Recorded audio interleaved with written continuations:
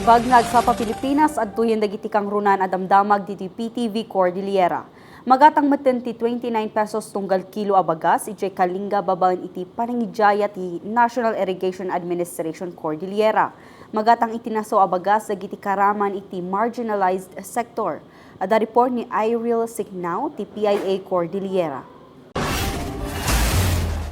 Nakagatang itinalaka abagas dagiti individual akaraman iti vulnerable sector iti Kalinga. Itay laeng nabiit ket inyusuat ti National Irrigation Administration Kalinga ti bagong bayaning magsasaka rice program iti Bulanaw, Tabuk City. Nakagatang dagiti benepisyaryo iti bagas nga aggatad iti 29 pesos per kilo. Prioridad iti nasao a programa dagiti senior citizens, persons with disabilities, solo parents ken benepisyaryo ti Pantawid Pamilyang Pilipino program. Nakagatang da iti aging gasanga pulo a kilo ti bagas kalpasan ti panangiparangda iti ID dagitoy. Yaman kami kada pikas tina nga awat nina nalakan nga bakas sa data ruwarkit ng ina.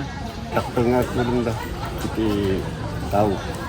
Kanda kami mut nga kurang si awan unit panglaan. Dagiti na ilako abagas ket in supply dagiti irrigators associations Manipud Kalinga ken Isabela iti sidong ti contract farming program. Sigun iti niya Kalinga tarigagay dapay a manayunan ti supply dagiti mailako abagas iti nababa a presyo para kadagiti agkasapulan. An kay madanagan ta babayan ti pinagtitinulong tayo no next year ket madoble ti kwa. Ito target tayo. 852 hectares. So, daw-dawatin mi manen titulong yo. Istima rin tayo kit di tapno iti kasta agtultuloy. Tahan lang farmer ti mabenepisyaran dito di kat karkaro dagiti da aggat-gatang iti bagas. Tapno nainay nga adat ti produksyon, adat ti ilakon ti niya ket tulungan tayo iti daytoy nga programa tapno saan lang ingana December no diket pati dagiti ni tsempon ititikag ket adalat ti magatgatang tayo nga nalaka nga bagas. Panggap ti bagong bayaning magsasaka rice program amang ipa ay itinalaka a bagas kadagiti agkasapulan kasuporta iti panawagan ni President Ferdinand Marcos Jr. anasken ang masigurado ti seguridad iti makan para iti amin a Pilipino. Manipud dito'y Kalinga, Iril Signao ti PIA Cordillera para iti Pambansang TV iti Baro a Pilipinas. Iti dadumapay adamag yaw awis ti Department of Human Settlements and Urban Poor Development ti housing projects da, iti Cordillera kadagiti umili nga awanan iti bukod a balay. Dagiti patakaran ken kwalifikasyon amuan iti report ni Christine Bornolia sa Baway. Indaluan daytoy ti Department of Human Settlements and Urban Development CAR kadwa dagiti dadumapay nga ahensya. Ti tema matibay na tahanan, matatag na komunidad para sa bagong Pilipinas. Panggap ti ahensya makaipaay kadagiti umili iti serbisyo nang runa kadagiti awanpay iti bukod a balay. May sa adjaya da ti libre a konsultasyon ken ipakaawat kadagiti umili dagiti kasapulan na proseso ken requirements. Target ti ahensya a maipayan ti 2,000 a pamilya iti balay iti Cordillera. Pwede di kayong magpalista. Magpalista kasi may dalawang housing project na ang Baguio, sa Natuba and in Irisan. Mayroon din sa Kwan. But actually, we're catering for the whole CAR.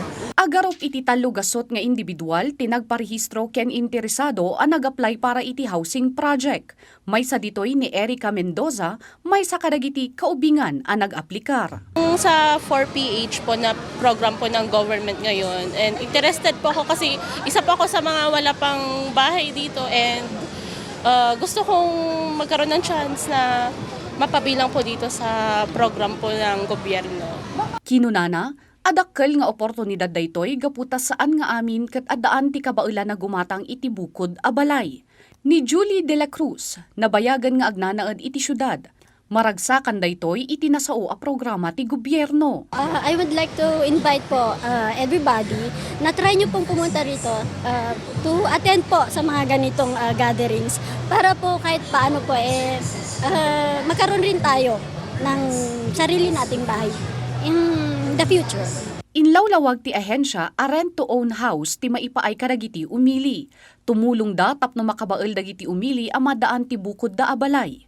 May samot a kwalifikasyon para iti aplikasyon kat kasapulan a pag-ibig member. Ken agtawan iti 70 nga agpababa. Christine Bornolia sa Baway para iti Pambansang TV, iti Baro, a Pilipinas.